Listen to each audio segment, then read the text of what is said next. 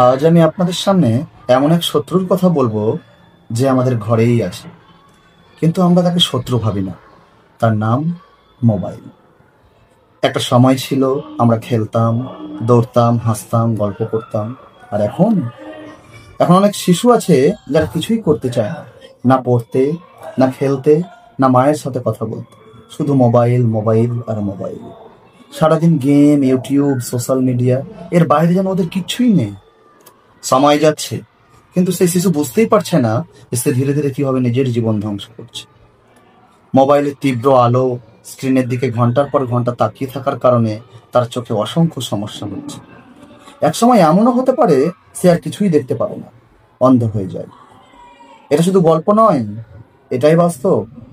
এমন অনেক শিশুর চোখের দৃষ্টি নষ্ট হয়েছে শুধুমাত্র মোবাইল ফোনের কারণে। চোখ হারিয়ে ফেললে আমরা বই পড়তে পারবো না, রং দেখতে পারবো না, এমনকি প্রিয়জনের মুখটুকুও চিনতে পারবো না। চিন্তা করুন একবার। তাই এখনই সময় আমরা জেগে উঠি, মোবাইলের দাস না হয়ে মোবাইলকে বানাই আমাদের সহায়ক। আমরা পড়াশোনায় মন দিই, মাঠে যাই, পরিবারকে সময় দিই। চলুন আমরা সবাই মিলে বলি, আমরা গেম খেলবো না, জীবন গড়ব। আমরা স্ক্রিন নয়, স্বপ্ন দেখব নিজের চোখ, মোবাইল নয়। মা বাবার মুখটাই সবচেয়ে সুন্দর স্ক্রিন আমাদের কাছে।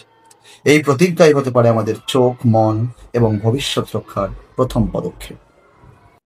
গার্জেনদেরও সচেতন হতে হবে আমাদের, যাতে বাচ্চারা সবসময় মোবাইল হাতে না পায়।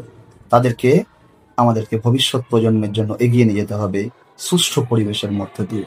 তাই মোবাইল